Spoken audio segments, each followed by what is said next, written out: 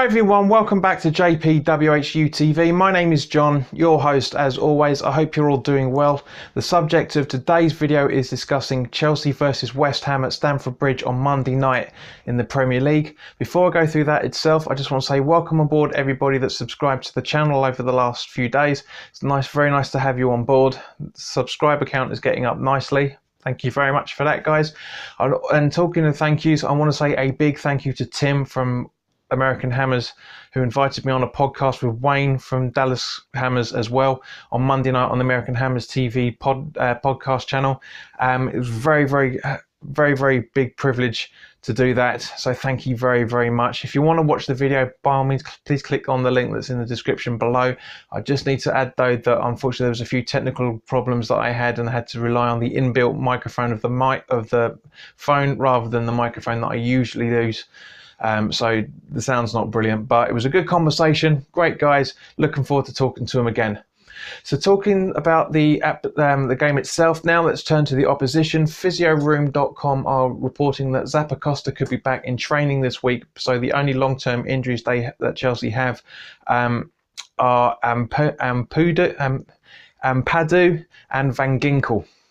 Yeah, I've not heard of them either. Both out with knee injuries with no expected return yet. So Chelsea got a very strong side to pick, as they always do. In the last 4 games, they've drawn with Wolves, lost against Everton. We all know that feeling, guys, don't we? Eh? And they beat Fulham and also beat Brighton last night. Very comfortable 3-0 from what I understand. So the Europa League that they're trying to do a push for seems to be taking a little bit of a toll against them. You would have expected them to perform better against Everton, probably, but not with Wolves. Wolves are just the joker in the pack this season. They played fantastically well, but Chelsea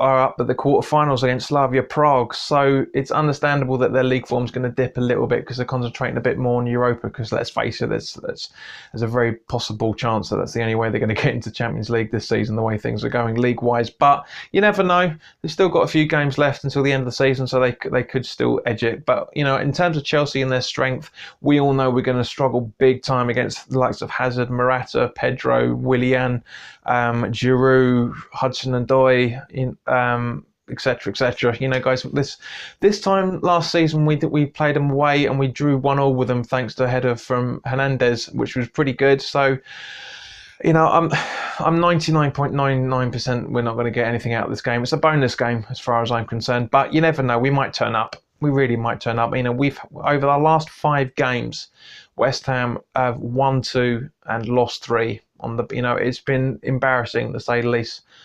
So we're very inconsistent. So, but you never know. It's a so-called the first of 3 remaining top 6 games to go. So you never know what might happen. You never know. Turning to our injuries now, hopefully Noble will be back. The reason why he was on the bench as an unused substitute on Saturday was because unfortunately he had a loss in the family. So my thoughts go out to your family there and your friends there, Mark.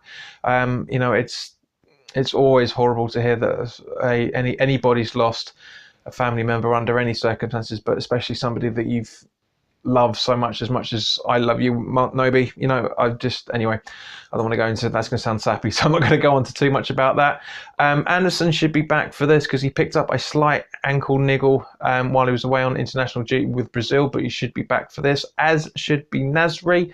Apparently he's in line to feature in the squad. From what I'm understanding, his calf strain seems to be all but gone. And Nautovic has been playing with a knee injury, which is why his knee was strapped up with ice. But when he's not getting his way, he always seems to feign injuries. So we'll come on to Nautovic in a little while as well. It's very likely that Wilshere and Reed are also returning to training with the starting 11 as well, the main squad as well. So this week, so that's interesting. It's going to give Pellegrini some headaches, especially the midfield choice now.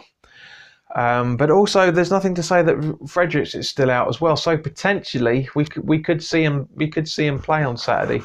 We really could. I really hope we do. As I say, we've been so lackluster in the last few games, especially as I say, we've won 2 and lost 3 out of our last 5 games. Very embarrassing, especially the Everton game. If you want to watch the review of that, then click on the review video card that's up here. And I really hope that Pellegrini has gone to town with them literally from Sunday morning, putting them through the basic drills of marking, defending, sorting yourself out on set pieces, link up play, just the basic, going back to what you learn as a kid, because it's been absolutely pathetic, to say the least.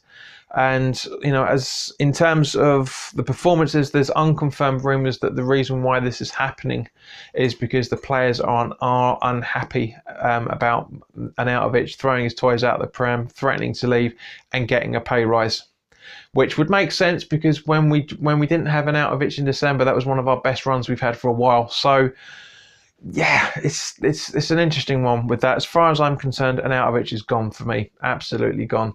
I don't want to see that guy in a West Ham shirt again. So for me, for the starting 11 that I would choose if I was Pellegrini is the following players: Fabianski remaining in goal, Fredericks at right back. As much as I love Zabaleta, and he's a bit hypocritical about saying we didn't have the players didn't have the mental strength to get through the game on Saturday, he was pinpointed himself.